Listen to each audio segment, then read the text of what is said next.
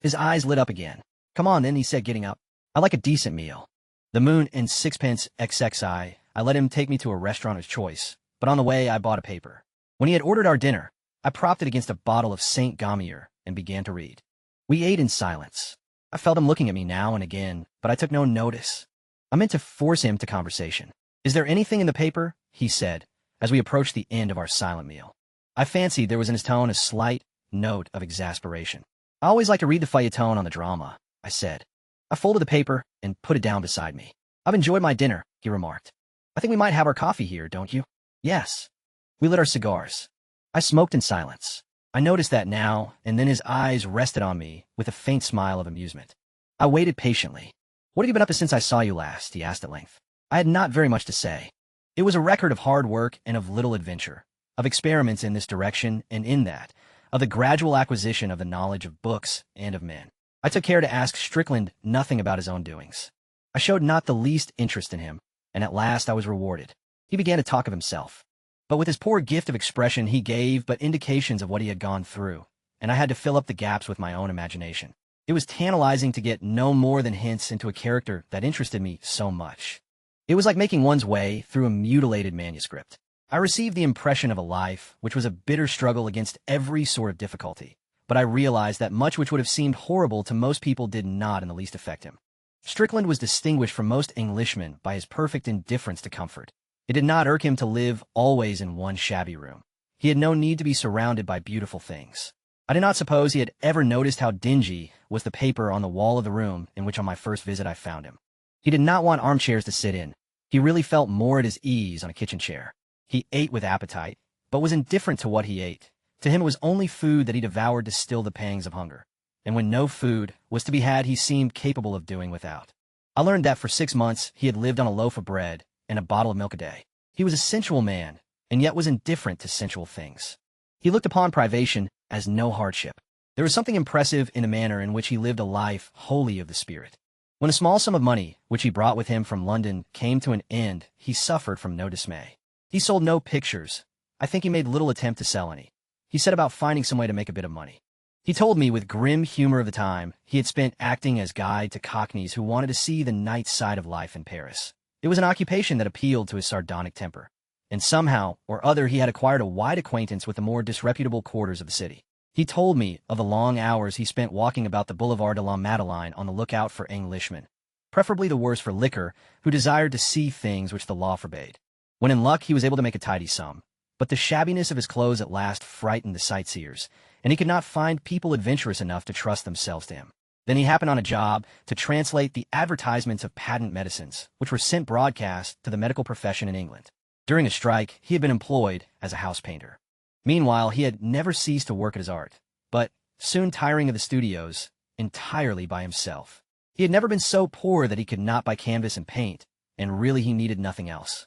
So far as I could make out, he painted with great difficulty, and in his unwillingness to accept help from anyone, lost much time in finding out for himself the solution of technical problems which preceding generations had already worked out one by one. He was aiming at something, I knew not what, and perhaps he hardly knew himself, and I got again more strongly the impression of a man possessed.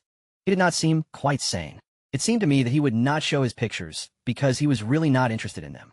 He lived in a dream, and the reality meant nothing to him. I had the feeling that he worked on a canvas with all the force of his violent personality, oblivious of everything in his effort to get what he saw with the mind's eye, and then, having finished, not the picture perhaps, for I had an idea that he seldom brought anything to completion, but the passion that fired him, he lost all care for it. He was never satisfied with what he had done. It seemed to him of no consequence compared with the vision that obsessed his mind. "Why don't you ever send your work to exhibitions?" I asked. "I should have thought you'd like to know what people thought about it." "Would you?" I cannot describe the unmeasurable contempt he put into the 2 words. "Don't you want fame?" It's something that most artists haven't been indifferent to. Children, how can you care for the opinion of the crowd when you don't care tuppence for the opinion of the individual? "We're not all reasonable beings," I laughed. "Who makes fame? Critics, writers, stockbrokers, women. Wouldn't it give you a rather pleasant sensation to think of people you didn't know and had never seen receiving emotions, subtle and passionate, from the work of your hands? Everyone likes power. I can't imagine a more wonderful exercise of it than to move the souls of men to pity or terror. Melodrama. Why do you mind if you paint well or badly?" "I don't. I only want to paint what I see. I wonder if I could write on a desert island, with the certainty that no eyes but mine would ever see what I had written. Strickland did not speak for a long time, but his eyes shone strangely, as though he saw something that kindled his soul to ecstasy. Sometimes I've thought of an island lost in a boundless sea, where I could live in some hidden valley among strange trees in silence. There I think I could find what I want. He did not express himself quite like this. He used gestures instead of adjectives, and he halted. I have put into my own words what I think he wanted to say. Looking back on the last 5 years, do you think it was worth it? I asked. He looked at me, and I saw that he did not know what I meant. I explained. You gave up a comfortable home and a life as happy as the average.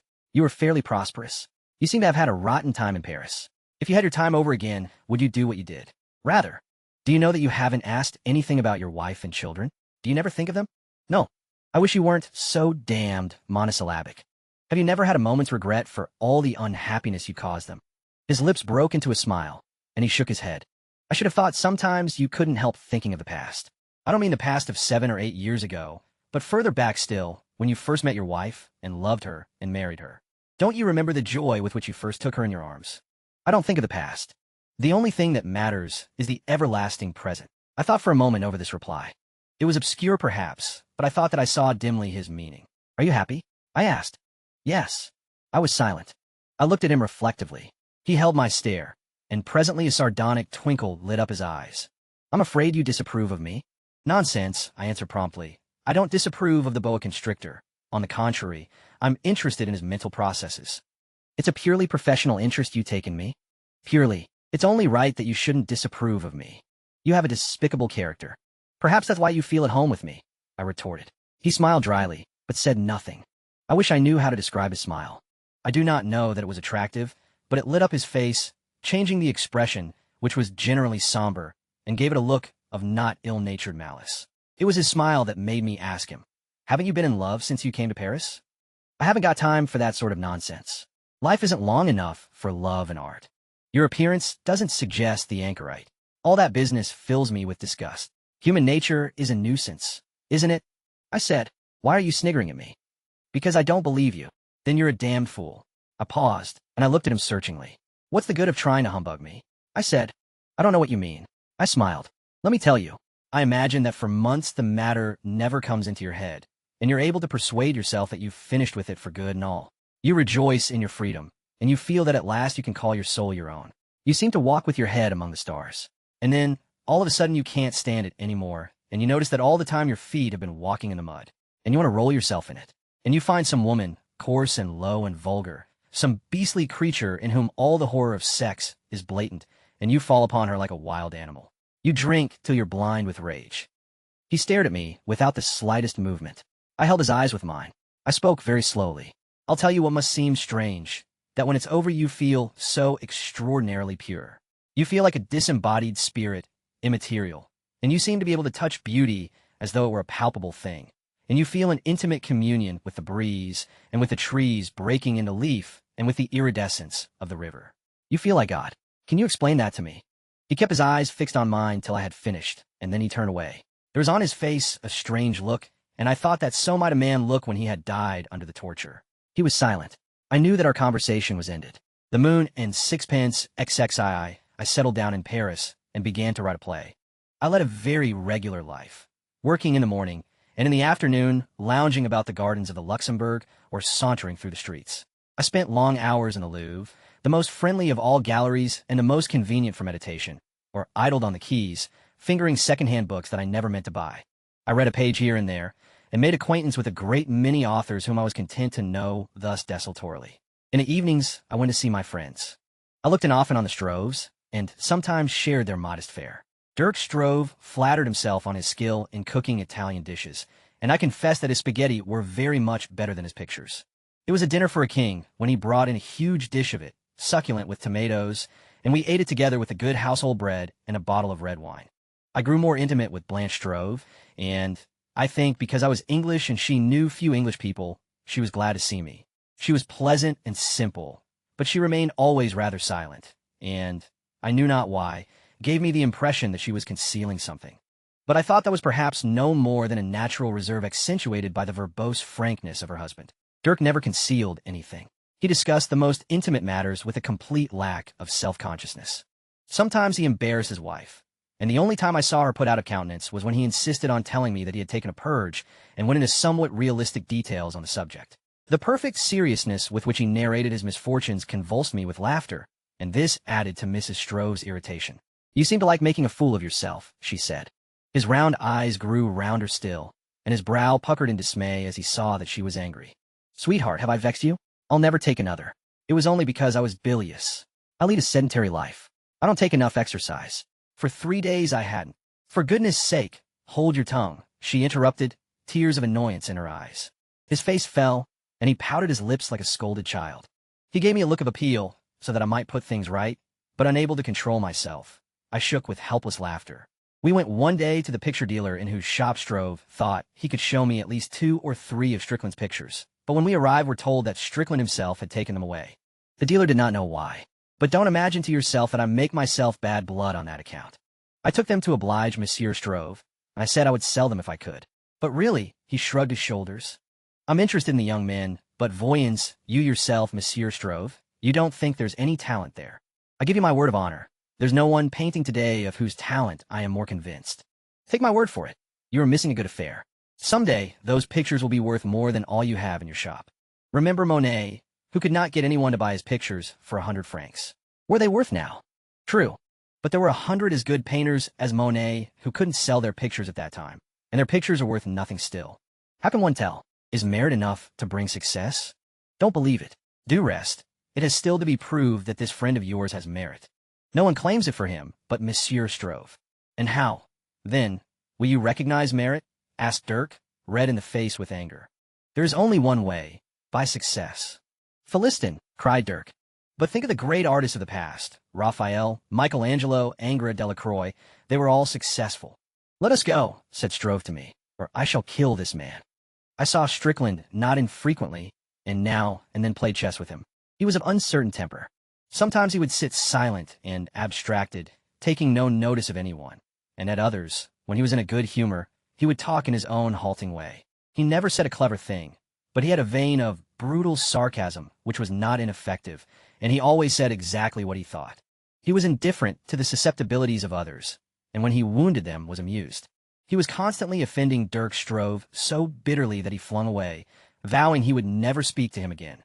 But there was a solid force in Strickland that attracted the fat Dutchman against his will, so that he came back, fawning like a clumsy dog, though he knew that his only greeting would be the blow he dreaded. I did not know why Strickland put up with me. Our relations were peculiar. One day, he asked me to lend him 50 francs. I wouldn't dream of it, I replied. Why not? It wouldn't amuse me. I'm frightfully hard up, you know. I don't care. You don't care if I starve? Why on earth should I? I asked in my turn. He looked at me for a minute or two, pulling his untidy beard. I smiled at him. What are you amused at? He said, with a gleam of anger in his eyes. You're so simple. You recognize no obligations. No one is under any obligation to you.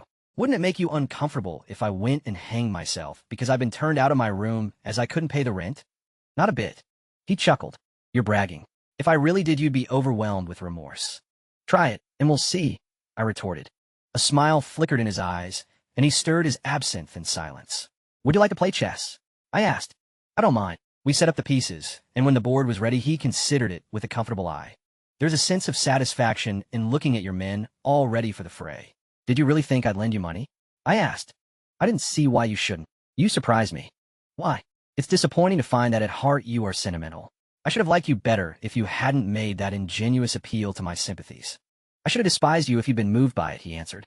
That's better, I laughed. We began to play. We were both absorbed in the game. When it was finished, I said to him, Look here, if you're hard up, let me see your pictures. If there's anything I like, I'll buy it. Go to hell, he answered. He got up and was about to go away. I stopped him.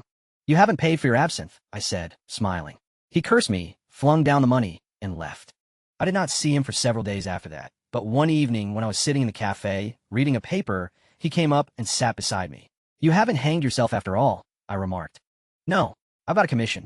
I'm painting the portrait of a retired plumber for 200 francs. How did you manage that? The woman where I get my bread recommended me. He told her he was looking out for someone to paint him. I've got to give her 20 francs. What's he like? Splendid. He's got a great red face like a leg of mutton, and on his right cheek there's an enormous mole with long hairs growing out of it.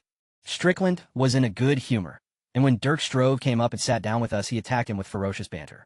He showed a skill I should never have credited him with in finding the places where the unhappy Dutchman was most sensitive. Strickland employed not the rapier of sarcasm, but the bludgeon of invective. The attack was so unprovoked that Strove, taken unawares, was defenseless. He reminded you of a frightened sheep running aimlessly hither and thither. He was startled and amazed. At last the tears ran from his eyes. And the worst of it was that, though you hated Strickland and the exhibition was horrible, it was impossible not to laugh. Dirk Strove was one of those unlucky persons whose most sincere emotions are ridiculous. But after all, when I look back upon that winter in Paris, my pleasantest recollection is of Dirk Strove. There was something very charming in his little household. He and his wife made a picture which the imagination gratefully dwelled upon, and the simplicity of his love for her had a deliberate grace. He remained absurd, but the sincerity of his passion excited one's sympathy. I could understand how his wife must feel for him, and I was glad that her affection was so tender. If she had any sense of humor, it must amuse her that he should place her on a pedestal and worship her with such an honest idolatry. But even while she laughed, she must have been pleased and touched. He was the constant lover, and though she grew old, losing her rounded lines and her fair comeliness, to him she would certainly never alter. To him she would always be the loveliest woman in the world. There was a pleasing grace in the orderliness of their lives. They had but the studio, a bedroom, and a tiny kitchen. Mrs. Strove did all the housework herself, and while Dirk painted bad pictures, she went marketing, cooked the luncheon, sewed, occupied herself like a busy ant all the day, and in the evening sat in the studio, sewing again, while Dirk played music which I'm sure was far beyond her comprehension. He played with taste, but with more feeling than was always justified, and into his music poured all his honest, sentimental, exuberant soul. Their life in its own way was an idyll, and it managed to achieve a singular beauty. The absurdity that clung to everything connected with Dirk Strove gave it a curious note, like an unresolved discord, but made it somehow more modern, more human. Like a rough joke thrown into a serious scene, it heightened the poignancy which all beauty has. The Moon and Sixpence XXIV shortly before Christmas, Dirk Strove came to ask me to spend the holiday with him. He had a characteristic sentimentality about the day and wanted to pass it among his friends with suitable ceremonies. Neither of us had seen Strickland for 2 or 3 weeks.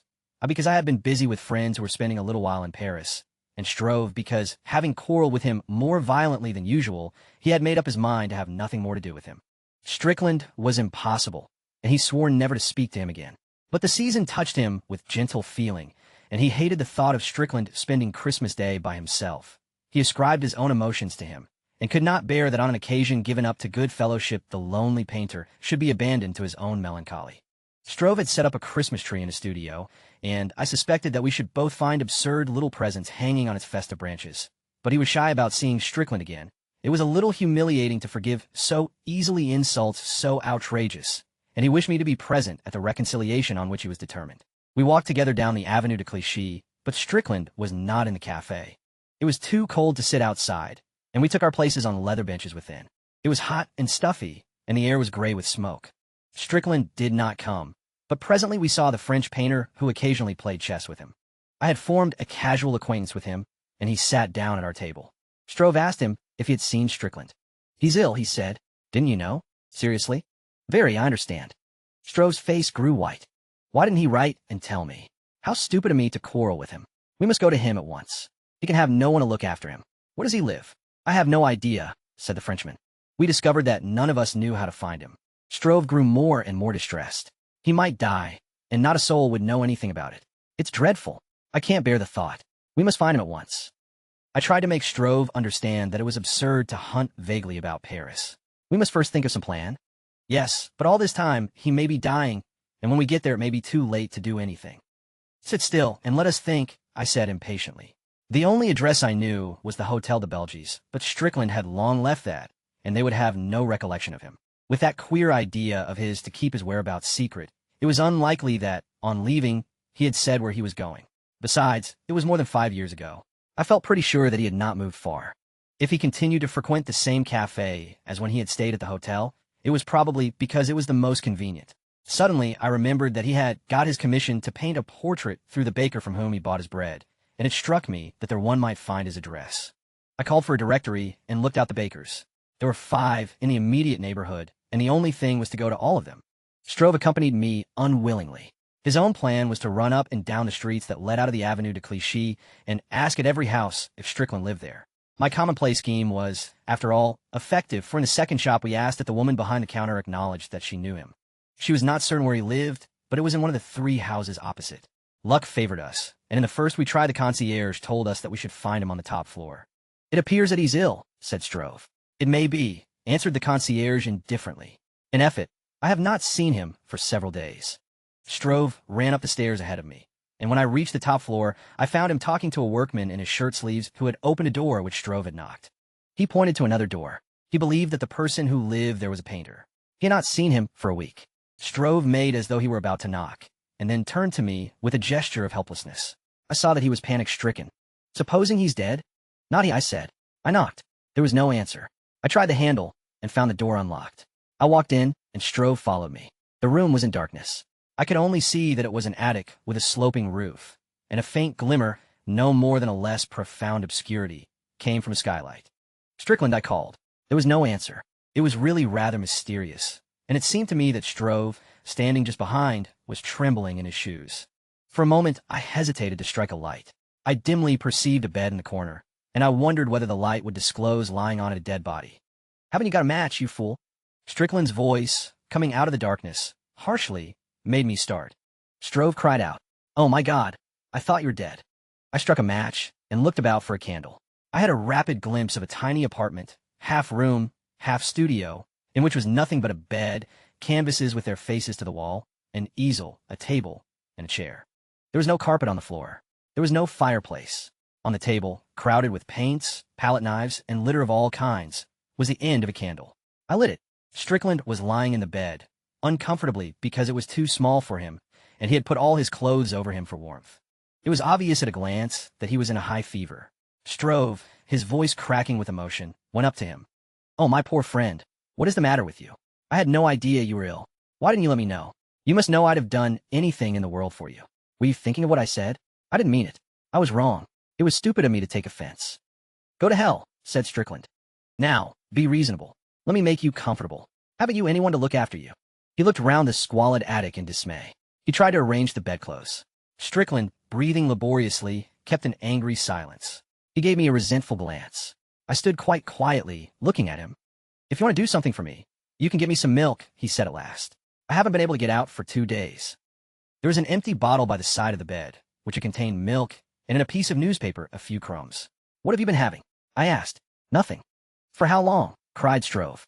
"Do you mean to say you've had nothing to eat or drink for 2 days? It's horrible." "I've had water." His eyes dwelt for a moment on a large, can within reach of an outstretched arm. "I'll go immediately," said Stroeve. "Is there anything you fancy?" I suggested that he should get a thermometer and a few grapes and some bread. Stroeve, glad to make himself useful, clattered down the stairs.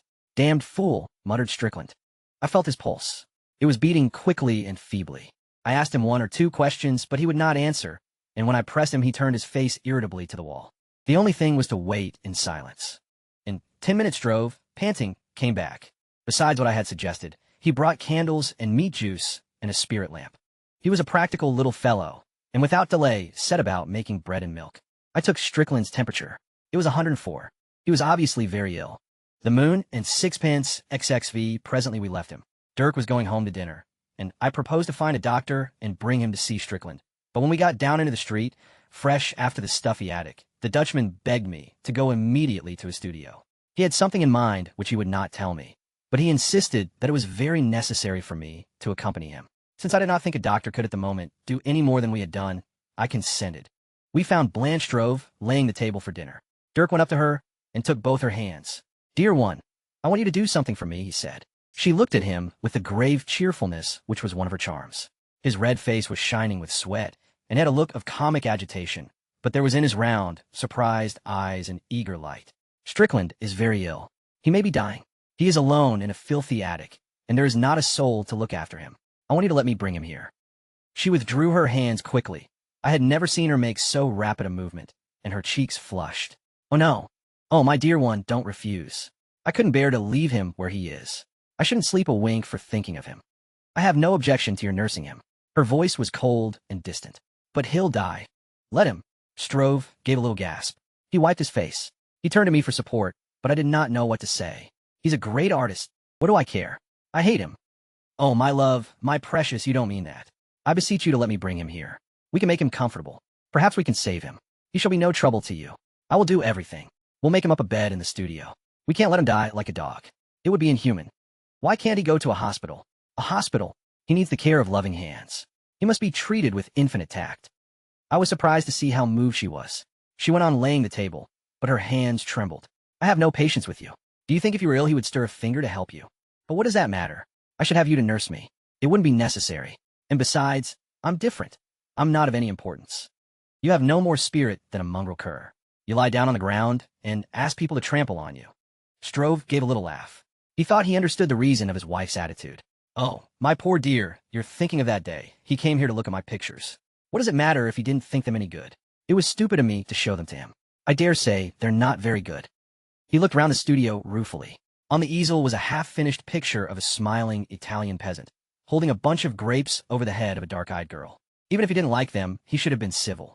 He needn't have insulted you. He showed that he despised you, and you lick his hand. Oh, I hate him. Dear child, he has genius. You don't think I believe that I have it. I wish I had, but I know it when I see it, and I honor it with all my heart. It's the most wonderful thing in the world. It's a great burden to its possessors. We should be very tolerant with them, and very patient.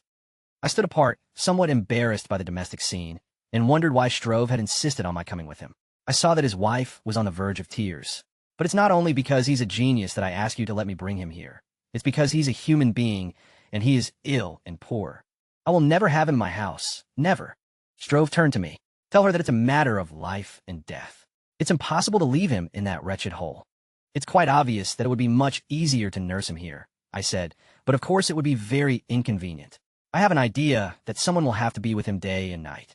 My love, it's not you who would shirk a little trouble.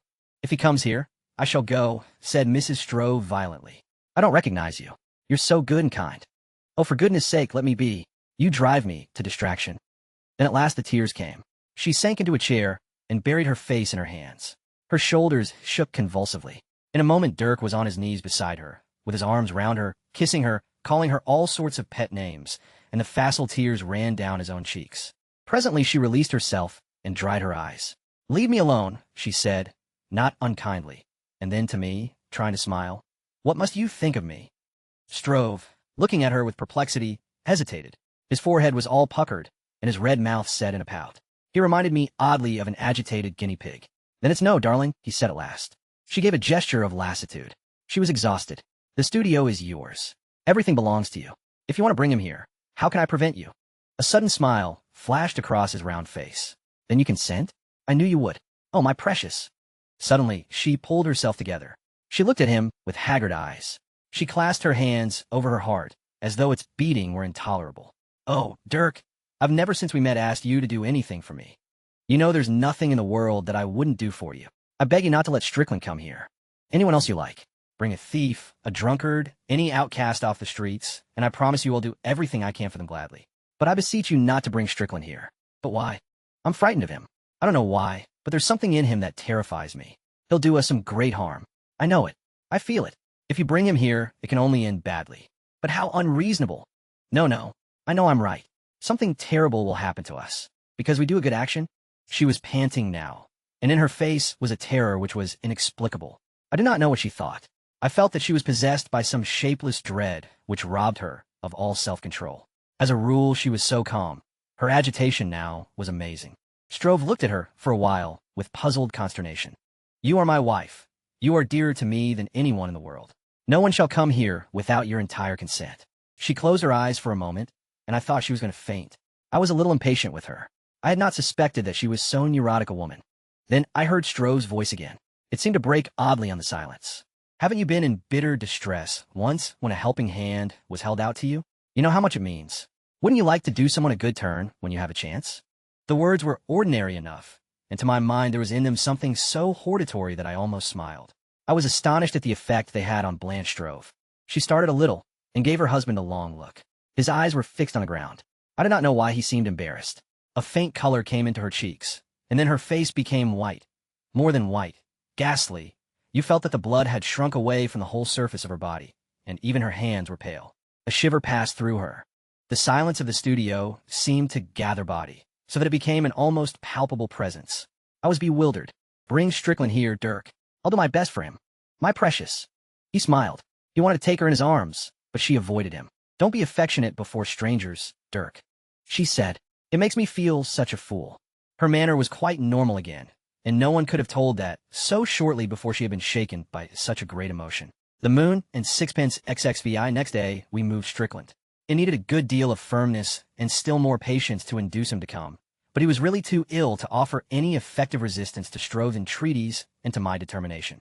We dressed him, while he feebly cursed us, got him downstairs, into a cab, and eventually to Strove's studio. He was so exhausted by the time we arrived that he allowed us to put him to bed without a word. He was ill for 6 weeks. At one time, it looked as though he could not live more than a few hours, and I am convinced that it was only through the Dutchman's doggedness that he pulled through. I have never known a more difficult patient. It was not that he was exacting and querulous. On the contrary, he never complained, he asked for nothing, he was perfectly silent, but he seemed to resent the care that was taken of him. He received all inquiries about his feelings or his needs with a jibe, a sneer, or an oath. I found him detestable, and as soon as he was out of danger, I had no hesitation in telling him so. Go to hell, he answered briefly. Dirk Strove, giving up his work entirely, nursed Strickland with tenderness and sympathy. He was dexterous to make him comfortable, and he exercised a cunning of which I should never have thought him capable to induce him to take the medicines prescribed by the doctor. Nothing was too much trouble for him. Though his means were adequate to the needs of himself and his wife, he certainly had no money to waste. But now he was wantonly extravagant in the purchase of delicacies, out of season and dear, which might tempt Strickland's capricious appetite. I shall never forget the tactful patience with which he persuaded him to take nourishment. He was never put out by Strickland's rudeness. If it was merely sullen, he appeared not to notice it. If it was aggressive, he only chuckled. When Strickland, recovering somewhat, was in a good humor and amused himself by laughing at him, he deliberately did absurd things to excite his ridicule. Then he would give me little happy glances so that I might notice in how much better form the patient was. Strove was sublime, but it was Blanche who most surprised me. She proved herself not only a capable, but a devoted nurse. There was nothing in her to remind you that she had so vehemently struggled against her husband's wish to bring Strickland to the studio. She insisted on doing her share of the office's needful to the sick. She arranged his bed so that it was possible to change the sheet without disturbing him. She washed him. When I remarked on her competence, she told me, with that pleasant little smile of hers, that for a while she had worked in a hospital. She gave no sign that she hated Strickland so desperately. She did not speak to him much, but she was quick to forestall his wants. For a fortnight, it was necessary that someone should stay with him all night, and she took turns at watching with her husband. I wondered what she thought during the long darkness as she sat by the bedside. Strickland was a weird figure as he lay there, thinner than ever, with his ragged red beard and his eyes staring feverishly into vacancy. His illness seemed to have made them larger, and they had an unnatural brightness. Does he ever talk to you in the night? I asked her once. Never. Do you dislike him as much as you did? More, if anything. She looked at me with her calm gray eyes. Her expression was so placid, it was hard to believe that she was capable of the violent emotion I had witnessed. Has he ever thanked you for what you do for him? No, she smiled. He's inhuman. He's abominable. Strove was, of course, delighted with her. He could not do enough to show his gratitude for the wholehearted devotion with which she had accepted the burden he laid on her. But he was a little puzzled by the behavior of Blanche and Strickland towards one another. Do you know, I've seen them sit there for hours together without saying a word. On one occasion, when Strickland was so much better that in a day or two he was to get up, I sat with him in the studio. Dirk and I were talking. Mrs. Strove sewed, and I thought I recognized the shirt she was mending as Strickland's. He lay on his back. He did not speak. Once I saw that his eyes were fixed on Blanche Strove, and there was in them a curious irony. Feeling their gaze, she raised her own, and for a moment they stared at one another. I could not quite understand her expression. Her eyes had in them a strange perplexity, and perhaps, but why? Alarm. In a moment Strickland looked away and idly surveyed the ceiling, but she continued to stare at him, and now her look was quite inexplicable. In a few days Strickland began to get up. He was nothing but skin and bone. His clothes hung upon him like rags on a scarecrow. With his untidy beard and long hair, his features, always a little larger than life, now emphasized by illness, he had an extraordinary aspect, but it was so odd that it was not quite ugly. There was something monumental in his ungainliness. I do not know how to express precisely the impression he made upon me. It was not exactly spirituality that was obvious, though the screen of the flesh seemed almost transparent, because there was in his face an outrageous sensuality. But, though it sounds nonsense, it seemed as though his sensuality were curiously spiritual. There was in him something primitive. He seemed to partake of those obscure forces of nature which the Greeks personified in shapes part human and part beast, the satyr and the faun. I thought of Marsyas, whom the god flayed because he had dared to rival him in song. Strickland seemed to bear in his heart strange harmonies and unadventured patterns, and I foresaw for him an end of torture and despair. I had again the feeling that he was possessed of a devil, but you could not say that it was a devil of evil, for it was a primitive force that existed before good and ill. He was still too weak to paint, and he sat in the studio, silent, occupied with God knows what dreams or reading. The books he liked were queer. Sometimes I would find him poring over the poems of Mallarmé, and he read them as a child reads, forming the words with his lips, and I wondered what strange emotion he got from those subtle cadences and obscure phrases. And again I found him absorbed in the detective novels of Gaboriau. I amused myself by thinking that in his choice of books, he showed pleasantly the irreconcilable sides of his fantastic nature. It was singular to notice that even in the weak state of his body, he had no thought for its comfort. Stroeve liked his ease, and in his studio were a couple of heavily upholstered armchairs and a large divan. Strickland would not go near them, not from any affectation of stoicism, for I found him seated on a three-legged stool when I went into the studio one day, and he was alone, but because he did not like them. For choice, he sat on a kitchen chair without arms. It often exasperated me to see him. I never knew a man so entirely indifferent to his surroundings. 2 or 3 weeks passed. One morning, having come to a pause in my work, I thought I would give myself a holiday, and I went to the Louvre. I wandered about looking at the pictures I knew so well, and let my fancy play idly with the emotions they suggested. I sauntered into the long gallery, and there suddenly saw Stroeve. I smiled, for his appearance, so rotund and yet so startled, could never fail to excite a smile, and then as I came nearer I noticed that he seemed singularly disconsolate. He looked woebegone and yet ridiculous, like a man who has fallen into the water with all his clothes on, and, being rescued from death, frightened still, feels that he only looks a fool. Turning round, he stared at me, but I perceived that he did not see me. His round blue eyes looked harassed behind his glasses. "Stroeve," I said. He gave a little start, and then smiled, but his smile was rueful. "Why are you idling in this disgraceful fashion?" I asked gaily. "It's a long time since I was at the Louvre. I thought I'd come and see if they had anything new. But you told me you had to get a picture finished this week." "Strickland's painting in my studio." "Well, I suggested it myself. He's not strong enough to go back to his own place yet. I thought we could both paint there. Lots of fellows in the quarter-share studio. I thought it would be fun. I've always thought it would be jolly to have someone to talk to when one was tired of work." He said all this slowly, detaching statement from statement with a little awkward silence, and he kept his kind, foolish eyes fixed on mine. They were full of tears. "I don't think I understand," I said. "Strickland can't work with anyone else in the studio. Damn it all, it's your studio. That's his lookout." He looked at me pitifully. His lips were trembling. "What happened?" I asked rather sharply. He hesitated and flushed. He glanced unhappily at one of the pictures on the wall.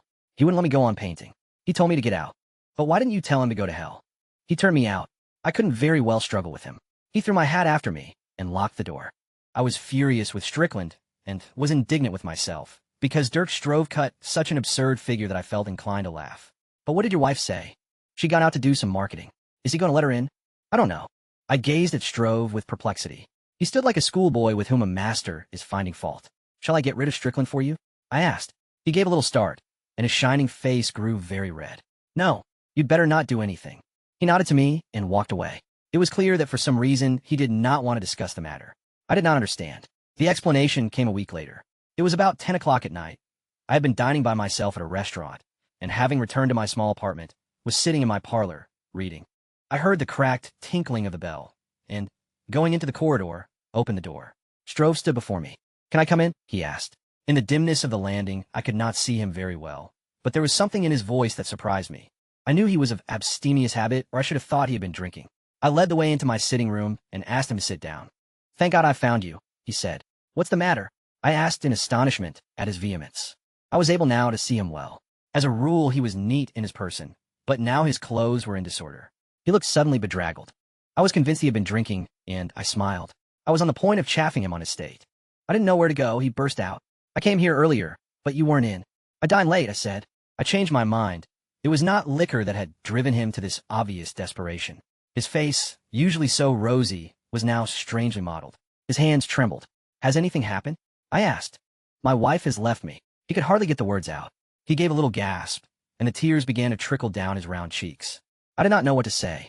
My first thought was that she had come to the end of her forbearance with his infatuation for Strickland, and, goaded by the latter's cynical behavior, had insisted that he should be turned out. I knew her capable of temper, for all the calmness of her manner, and if Stroeve still refused, she might easily have flung out of the studio with vows never to return. But the little man was so distressed that I could not smile. "My dear fellow, don't be unhappy. She'll come back. You mustn't take very seriously what women say when they're in a passion. You don't understand. She's in love with Strickland." What? I was startled at this, but the idea had no sooner taken possession of me than I saw it was absurd. "How can you be so silly? You don't mean to say you're jealous of Strickland?" I almost laughed. "You know very well that she can't bear the sight of him." "You don't understand," he moaned. "You're an hysterical ass," I said a little impatiently. "Let me give you a whiskey and soda, and you'll feel better." I suppose that for some reason or other, and heaven knows what ingenuity men exercise to torment themselves, Dirk had got it into his head that his wife cared for Strickland, and with his genius for blundering he might quite well have offended her so that, to anger him, perhaps, she had taken pains to foster his suspicion. "Look here," I said, "let's go back to your studio. If you made a fool of yourself, you must eat humble pie. Your wife doesn't strike me as the sort of woman to bear malice." "How can I go back to the studio?" he said wearily. "They're there. I've left it to them." "Then it's not your wife who's left you. It's you who've left your wife. For God's sake, don't talk to me like that." Still, I could not take him seriously. I did not for a moment believe what he had told me, but he was in very real distress. "Well, you've come here to talk to me about it. You better tell me the whole story." This afternoon, I couldn't stand it anymore. I went to Strickland and told him I thought he was quite well enough to go back to his own place. I wanted the studio myself. "No one but Strickland would have needed telling," I said. "What did he say?" He laughed a little.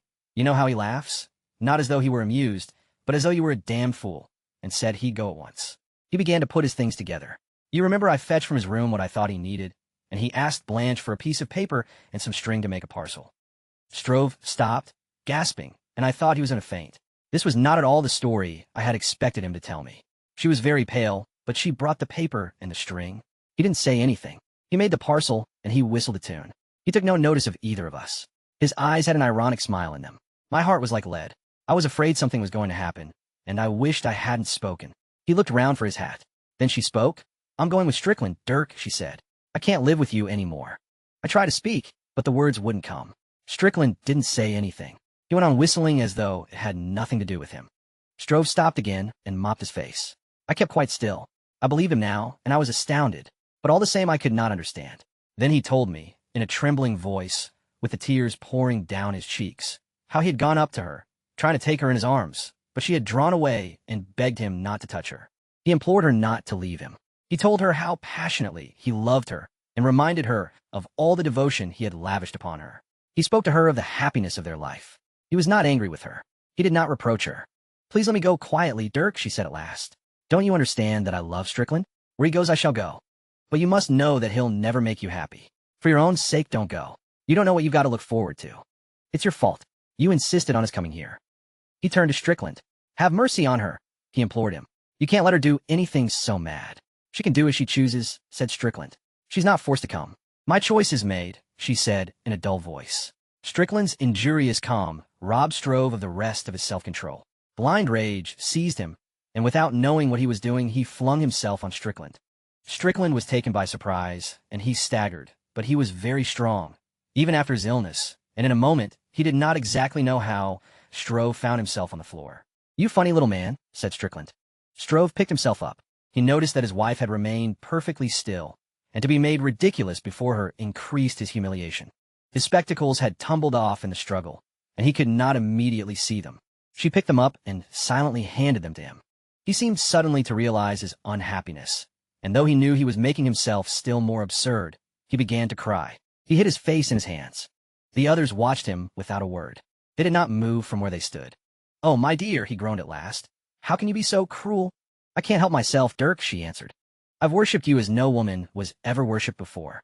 If in anything I displeased you, why didn't you tell me, and I'd have changed?